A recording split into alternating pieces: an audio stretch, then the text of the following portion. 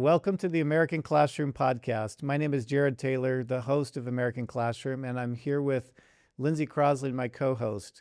We're excited to continue our exploration of building a civil society with K-12 education. Education is just so important, and we have Heather Thomas here as a special guest with an amazing story to tell on how education has helped her. Heather, welcome to the American Classroom podcast. We're glad that you're here today. Thank you. Thank you for having me. I really appreciate you giving me this opportunity to share my story. Well, education is just so important to Lindsay and I and the sponsors of American Classroom. And people need to hear stories like yours because not everybody comes from the same background and people have significant challenges, even in the land of opportunity that we have every day. And we'd love for you to just start by telling us a little bit about what you're doing, and then let's get into your journey about how you actually got there and some of the challenges that you overcame. So my name is Heather Thomas. Like you mentioned, I actually live in Houston, Texas, and I work at the Johnson Space Center. I work as an IT program manager, managing different applications throughout the NASA agency. So I work actually for the enterprise. So I service all the different centers around the agency, not just one particular one. My little background with NASA, I started in 2013 after graduating from college. And then I went into doing data center work with like backup and archive. And I worked in that for probably about 5 years. And then I started working in cloud computing, which is kind of where my passion is now. And went from there over to the Orion program for a couple of years and worked as their IT lead over there, trying to help them kind of just clean up their IT program and really just helping them make sure that they were able to support the Orion program as they were, building the capsules and getting ready for the Artemis program. After 2 years of there, I moved over to the application platform services branch, where I supported the agency in specific cloud services, mainly out of Amazon Web Services, as well as a couple other major players around the agency that we rely on as far as our daily work and things like that. So I did that for a couple years, and I just moved over 2 weeks ago now I'm in the actual enterprise cloud computing group. And that's kind of where I started full circle when I started working in cloud. When I mentioned when I shifted over to cloud, I started working with that group back, it was probably about 7 years ago. But now I'm full circle back into that group and I work for them full time now. So now I'm going to be the operations lead for all things cloud for that program. So that's what I'm doing today. Yeah, nice small job, right? Yeah. That's a huge Got a piece of nice risk. mixture of different opportunities there. So Yeah, good for you. That's great. And before we hit record, we were geeking out over Artemis. We're recording this episode at the end of May of 2026, and Artemis 2 just had an incredibly successful launch and land and checked a lot of boxes for the deep space mission that really is Orion, as you mentioned. So maybe another time we'll geek out over that because we want to hear a little bit about your story as well. But it wasn't a smooth journey that we understand. Now, before we get into that, Dawn Rhodes is on our team here, and she couldn't say, she just spoke your praises. She says, you need to hear her story. It's really, really amazing. And she just yeah, loved I love working with you Dawn. back at the She's college. great. So we'll definitely tell her hi, but it wasn't always an easy road that we hear. We'd love to hear how things started off and some of the things that you were facing early on in your education journey. Well, yeah, it like you said, it was a rough road. I started, my family was broken up early on. My parents were divorced, and then I actually lost my mother when I was 11 years old to a tragic car accident. So that was pretty devastating. And then the family broke up again. And then we shifted, to go live with my father and stepmother for a while, and they got divorced, and so family shifted again.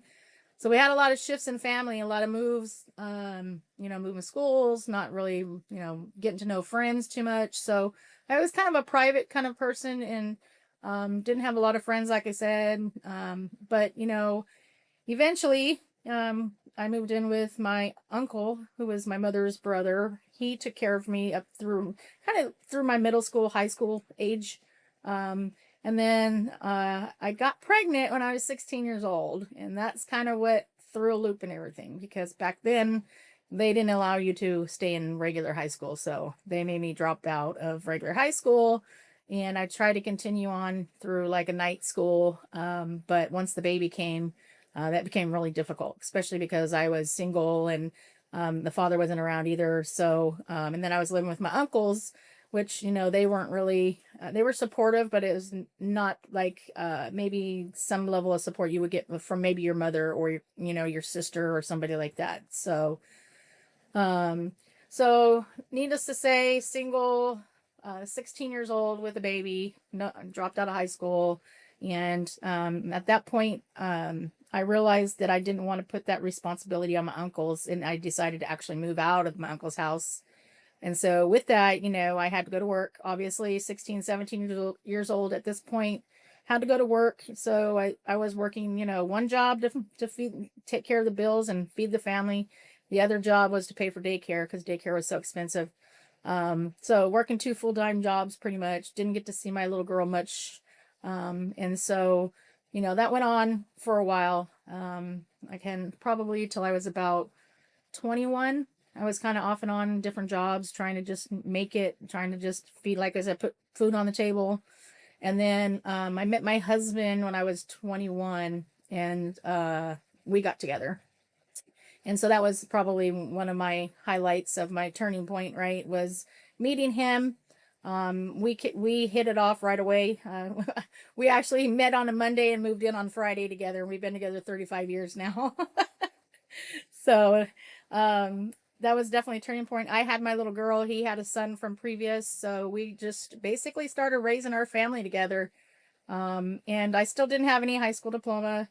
I was working at pizza restaurants, which I actually worked my way up, and I was manager. So I was actually making a decent living for my age and for that era, but it still wasn't enough to do anything else but barely pay the bills. Right. So, And Heather, where were you living? I was living in California, actually. I was down in, started in Southern California, moved to Northern California for a while, and then back to Southern California. Ended up in Arizona for 10 years. That's where I ended up getting my education at. And then I moved to Texas just about 13 years ago. So tell us about when, what was some of the turning point moments when you realized you needed to get back into school since you had left school, in high school?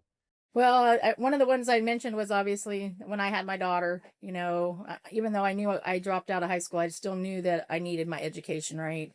But the biggest turning point was in 2005.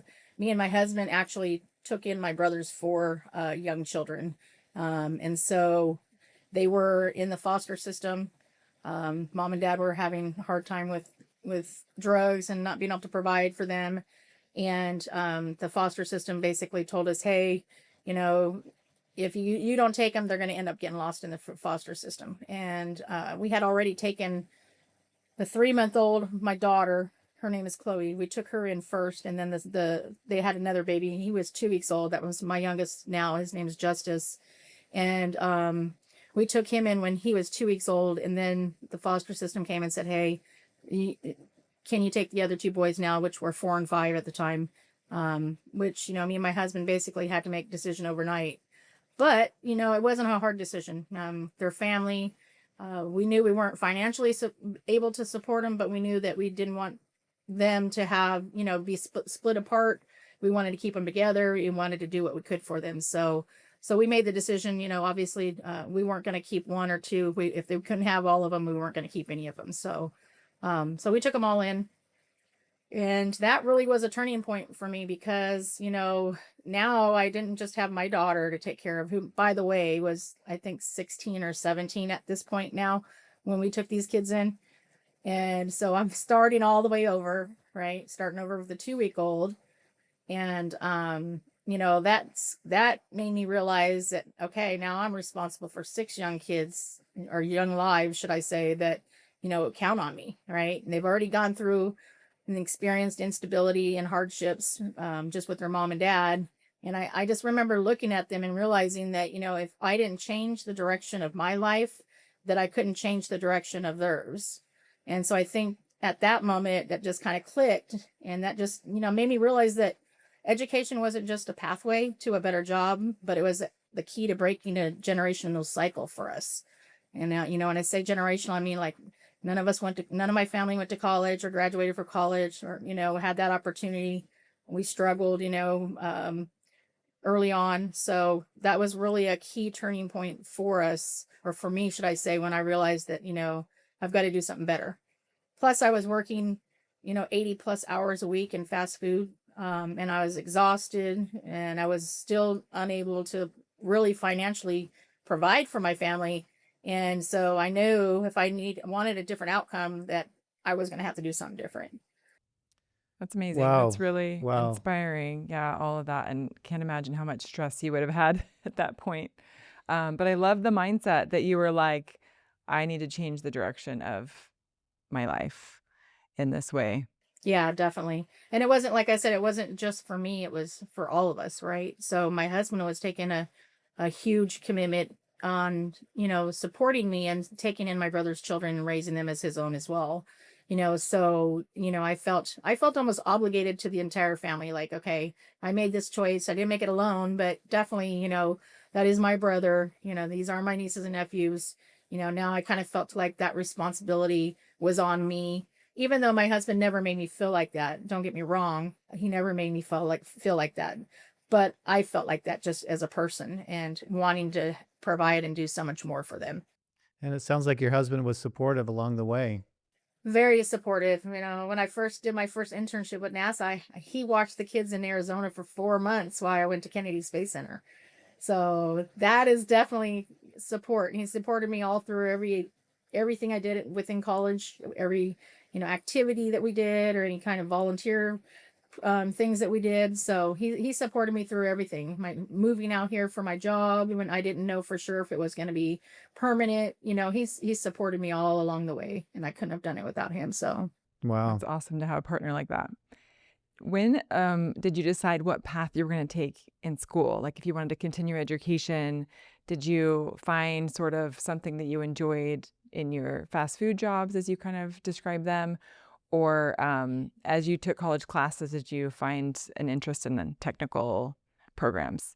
yeah, so that's funny that you asked that because so the fast food side of the house, I learned a lot of valuable skills and resources. Being a manager, working fast food, and just dealing with all kinds of things on the business side of the house. So already had a business minded background, right? I already knew, how to work that part of it. But when I um when I was home with the kids, when we first took them in, I was home with them all day long. I wasn't working at the time, and my husband was. And I got my first computer, and that's when I started just really getting into computers. And I started learning how to build computers, program computers. So I was pretty much self taught. I got good enough to where I was able to get a job working at a local school district in Arizona in the IT department. And so I was working for them when it kind of triggered me. It was like, okay, I'm already working in IT and I love it. I like it. Why not go back to school and get some kind of certification? So when I first started back, I just started with a basic cert course, right? I went into the college, said, hey, I want to get my A plus plus or whatever it was at the time.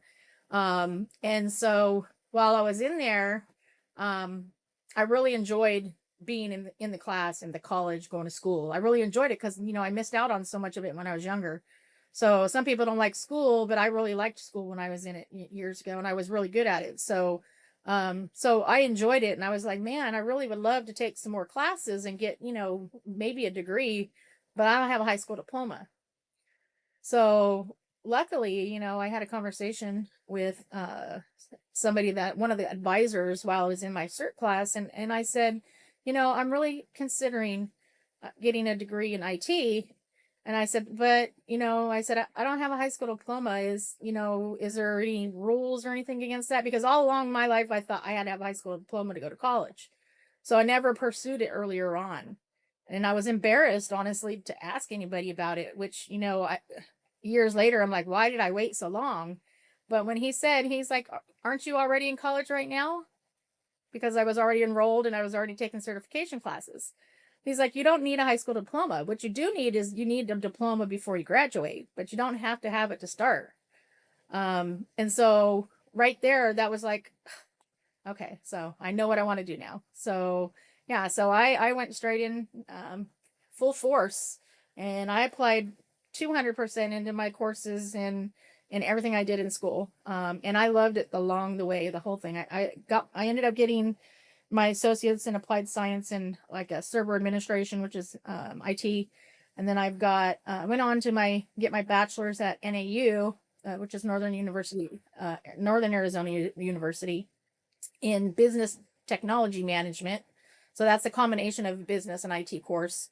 And then I ended up getting my master's degree in organizational leadership, because I know one of my goals has always been to be a lead. I want to be a leader. I want to, lead people. I want to, that's kind of one of my passions. And I think part of that, I developed that kind of feeling or that desire to do that, as I was a manager working for these pizza places, and being that type of manager that people always could count on, or, always looked up to. And, I know I was good at it. And so that kind of drove that desire of me to go towards that organizational leadership as well. But yeah, I, had a full journey there. That takes some serious grit. Like, I'm really impressed hearing your story. A lot of people probably would have just like given up, but I love your story. Thank you for sharing.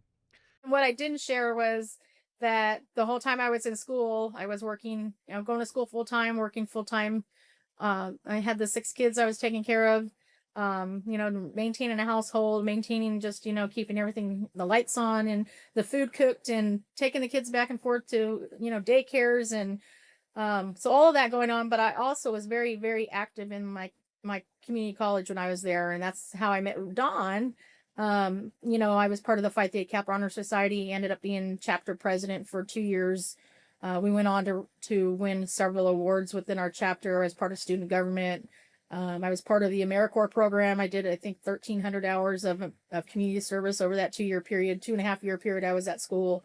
So I was very active, and I brought my kids too. So my kids went with me to these things when I went to do volunteer. We went for Relay for Life, all those different things. So I made sure my kids got to come and see firsthand, that way we spend time together as well, and they weren't missing out on mom. So That's neat. That's just super. That's just super great. When you think about the period where you're really struggling, what do you think gave you the courage or the confidence to make that big leap into getting more education and skilled up? What any particular moment there that you can look back and say that's what gave me a lot of courage?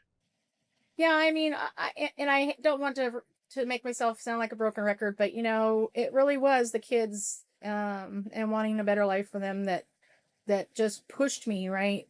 They're the ones that pushed me to that drive. The courage. It took a little bit of courage to start. Like I mentioned, it took courage for me to ask that advisor, can I go to college without a high school diploma? So, that right there was, big for me. And once I tackled that on, then that kind of helped pave the way for, okay, now I know what I want to do. The other thing I think when the courage was, I talked about a little bit about how I went and did an internship at KSC for 4 months. So what happened with that is I actually did a program with them early on while I was in community college. And after I got done doing that program, it was just a temporary, short program for college students. I came back home and I started applying to all the different NASA centers. And so I didn't apply the normal way. I sent all my resumes out to the HR reps that I found on the website, and, sent them directly to their email boxes and all that. And lo and behold, shortly after that, I got 2 calls. I actually got a call for like a short 4-month internship out at Kennedy Space Center. And then I got a call directly afterwards to start it's called Pathways program, which is kind of you go to school to work program. And then once you graduate, they'll either hire you if there's space and they like you, or you finish your program. And so courage, it took me courage to say, hey, family, mom's going to leave for 4 months and go to Kennedy and go do this internship. And oh, by the way, 2 weeks after that, we're moving to Houston. And not just moving, but I quit my job, my really good job I had at the school district. I gave up my job. I cashed in my 401k I had with them. And basically, so that we had the money to move and get situated, and then, we were comfortable until we started working and figuring things out. But it took a lot of courage because I did not know if I was going to get hired permanently. That was it. That was the one thing they tell you. It's not guaranteed, right? It's a program. You go to school, you work a semester, you take a semester off, you work a semester, and then after your third term, they either hire you or they don't. And so we left our house that we owned in Arizona. And we packed up, and after doing that 2 weeks, we had to get all this done, rent our house out, do all that. And we did, and we moved out here. My husband had to find a new job. The kids had to start new school. Everything changed for us. And it was all on a whim of me feeling confident enough in myself at that point, which I didn't have that for a long time, right? But having the confidence in myself and my abilities that I was going to go in there and I was going to impress the heck out of them. I was going to get hired. And so I went in there my first semester, did my first term, and then went to my boss. They really liked me. And I went to my boss and I'm like, hey, I only have 2 classes left to graduate. Can I just keep working? And needless to say, they made that happen for me. And I just kept working straight through. And then, after my graduation, they offered me a position. And I just thank God that they did, because I would have hate, having to do all that relocation, all that stuff, and not have gotten that job. I would have just felt so bad. And, I wouldn't have known how to tell my family that. So I'm thankful every day that worked out the way it did. So Well, what a blessing. Yeah, NASA or bust. You were all in. That's yeah, great. I was all in. Yep, I was all in. Along the way, you talked about your husband and how supportive he was, and that's great. Is there any other mentors or champions for you that you had along the way that helped you? Yeah, I do. I have some other family from my husband's side. I've been, my family, my family's been kind of scarce, since my mom passed when I was young, and my dad wasn't really in my life. So I didn't have a lot of support on my side, but my husband's side of the family, they've always been real supportive of me. My sister-in-laws, my mother-in-law. But there is one particular person that I'll mention, and Dawn knows this person way too well. And it was a big part of my life when that was my advisor from Phi Theta Kappa, Dwayne Oakes. Um, he's been probably the best person I've known in years, that just really, he really helped me see my good qualities. He really helped me to just understand, my capabilities, and, not really look at my past failures, but really to understand what I can, the things that I can do to change my life. Right. And he helped me get through it all. He just gave me that confidence and that boost, to push beyond the boundaries of what I thought I could do.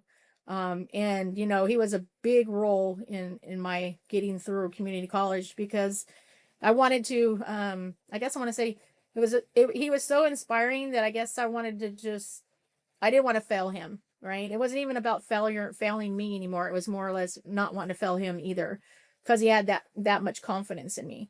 And I never had that in my life. Like, I never had anybody, tell me the things he did, or really push me to do the things that I really wanted to do. And so he made a big impact in my life. And since then, Dwayne, I still talk to Dwayne here and there, and he's invited me to speak at some of his what do you call it? I guess I want to say some of his conventions that he has, or his to his classes. I spoke to one of his classes before. I've actually gone back and spoke to Phi Theta Kappa students again. So he tries to get me whenever he can to come share my story.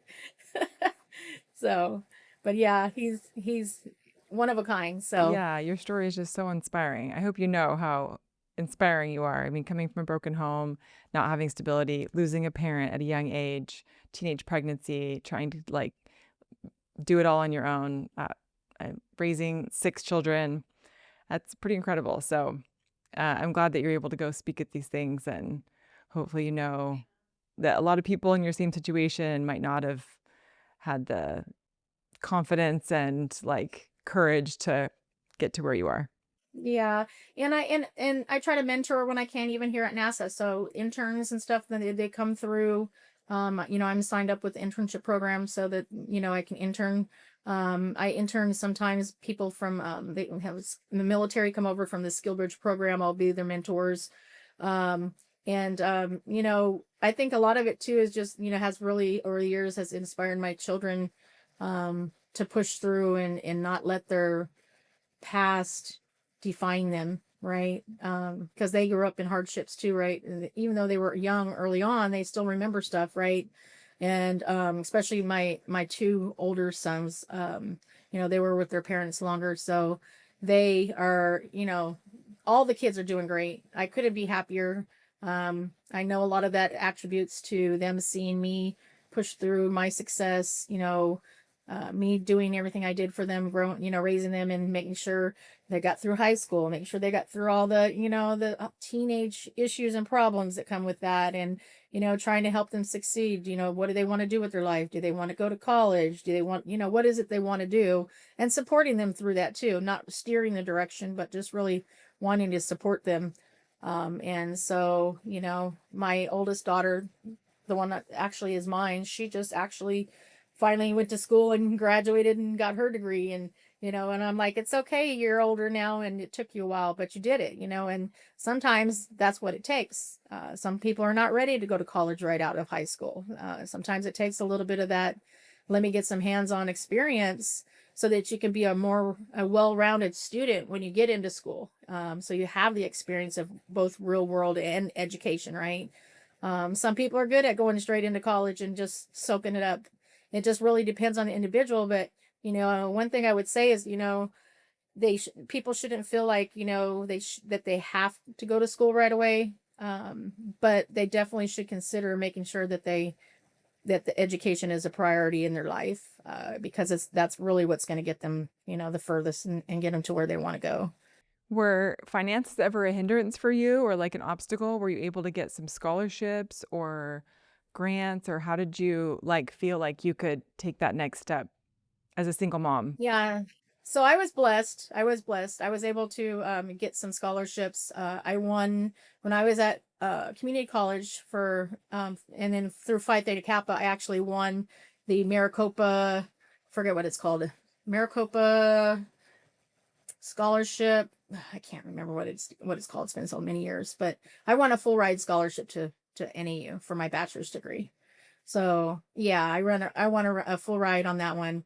And that was based off my academic performance, plus everything that I mentioned earlier about all the things I did with volunteerism. And I did a program, it was called Project Hope, when I was in community college.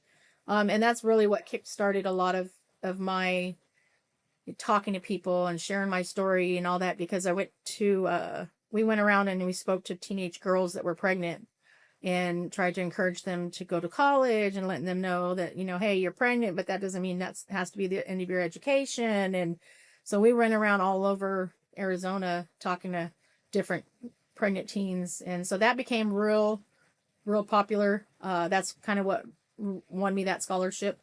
And that was part of when I was Phi Theta Kappa and Dwayne was my advisor, so he was really, supporting me through all that and helping me. Um, so, so yeah, otherwise my master's degree, I was already working at NASA when I did that. So I was paying for that myself. I still got some scholarships, Pell Grant and things like that. I was still eligible for, because obviously having 6 kids, you know, you got to have a lot of income to be able before you fall lower of the threshold for the scholarship. So so that was nice. That really helped, and that really paved the way for me. But I am paying school loans still too. So so I do still have school loans, but I did cut out a lot of it from all the financial help that I was able to get. So Heather, what a great story. What I've been thinking of is the whole physics concept that you guys at NASA know very well, called escape velocity, right? It's a physics term that it's the speed at which you break the pull of gravity. And you're talking about the pull of economic gravity, where people are in what they call a vicious cycle of generational poverty and things are just not working out. But you found the key in education, right? That's the fuel that society makes through the educational poverty that to achieve economic escape velocity, right? You're breaking through those generational habits, traditions, whatever they are. They come in different forms, but congratulations on you. And I love the pro tips that we've dropped here today. I just want to highlight a couple of those that I think that you've said a couple of times. Number one is internships are key. Don't be afraid to go to internships or ask for them multiple times. Especially, I love how you went through the back door instead of the front door, email all these HR directors. Good for you. And number two, I think another pro tip that you've dropped is community colleges, the power of community colleges. We've had a community college president on here from Rio Salado College. It's a very overlooked category in the education, the P20 education continuum. And it's one that is really a gathering platform in a society for people that come from lots of different areas. You don't have to come from a distressed category to be in a community college, but if you are, they are excellent at taking you from wherever you are and getting you to that next step. And then also great mentors. Find great mentors, great people that believe in you. And anyways, those are some gems that you Don't dropped. be Thank you. afraid to talk to your guidance counselor because they might have information, right? Yeah. Like that was really helpful. Don't be afraid to ask the hard questions, right? Yeah, ask the questions I and mean, they're all there they to can do is answer. say no at the worst case scenario, and that's what I finally told myself was like, all I can do is say no. So, Yeah. Well, this is great, and we have listeners from lots of different categories, whether it's students, scholars, or parents, teachers, school leaders, board administrators. If we were to wrap things up and you were to give them one piece of advice in terms of how to work and strengthen people in their education systems, what would you advise maybe a principal or a school leader in helping strengthen all their students? yeah, I would say, don't look at the student just as another number or another head, right? Really trying to understand and get to know the students and, you know, try to understand what their needs are, understand, what their wants are, and trying to help them with the resources as much as possible, because that's a lot of people don't know, even though we have the internet at our hands and, right at our fingertips, a lot of people still don't know where to find there's so much out there. It's hard sometimes to dig through all the web content to find the resources that you need. And that could be financial, it could be, academic advising, it could be, schedules. I mean, I was helping my daughter sign up for her college classes here in Texas because she is going to community college. She's going to school to be a teacher right now. So, it's not always easy. And so they really need to make sure that they have all the resources that they need to be successful, right? So, and this support too, right? Support to be successful. It's not even about just the resources, but, support. And that could be anywhere from support groups or advisors or, peer-to-peer kind of community thing where you've got another student that's, you're working with to, hey, let's sign up classes together. Let's help each other figure out all these resources together, or, something like that, where you can just, we help more than one person at a time.